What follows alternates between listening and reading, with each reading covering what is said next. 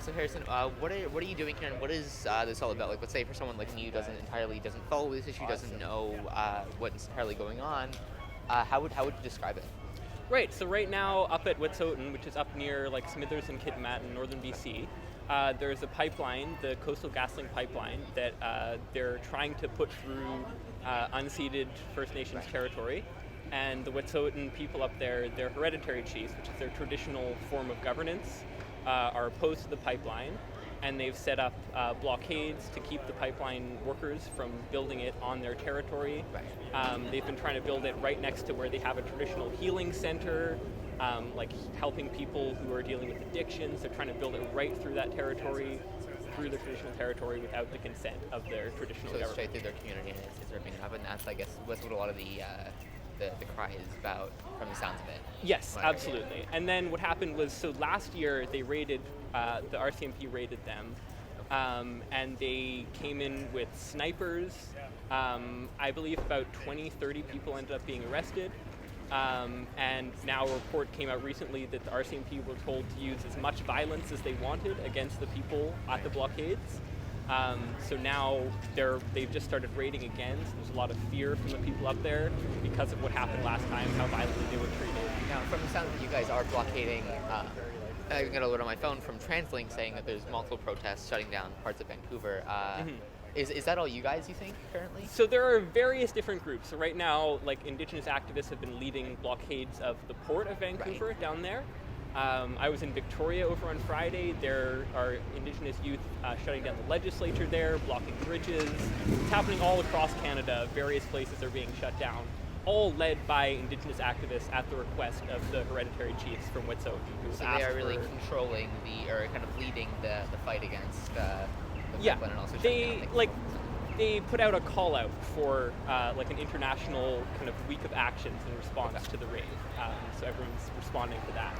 So what is the actions being effective in your eyes, and what do you see coming out of this? And what is the hope of all of these shutdowns? I think that the main goal is to break people out of apathy and complacency. There are a lot of people who just don't know what's going on, and if they know what's going on, don't know the scope of it, how big, like how scared these Indigenous people are, how their lands are being stolen from them.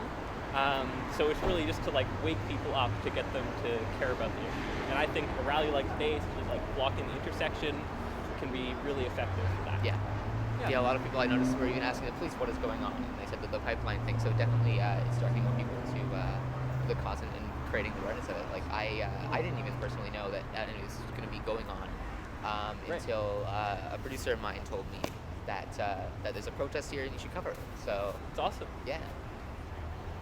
Hey. So yeah, do you think it's going to be successful with the shutdowns at all, or? I really couldn't say. I mean, I have a lot of fear for the people who are up at Wet'suwet'en. Like, there are camps further in that have yet to be raided. People are very scared right there. And I think whether it's going to be successful or not, we need to be doing whatever we can to raise the public awareness, to hopefully get our politicians to step in. How many people are up there in Wet'suwet'en, if I'm pronouncing that correctly? I'm not sure. Like, it's a lot of like the local Wet'suwet'en people, and then there are some supporters up there as well, but I don't know the exact numbers that are up there right now. So a lot of this group apparently is heading to the Port of Vancouver. Is that one of the main points where they're trying to hold down and kind of disrupt trade and create kind of economic sanctions, in a sense, against the country of Canada?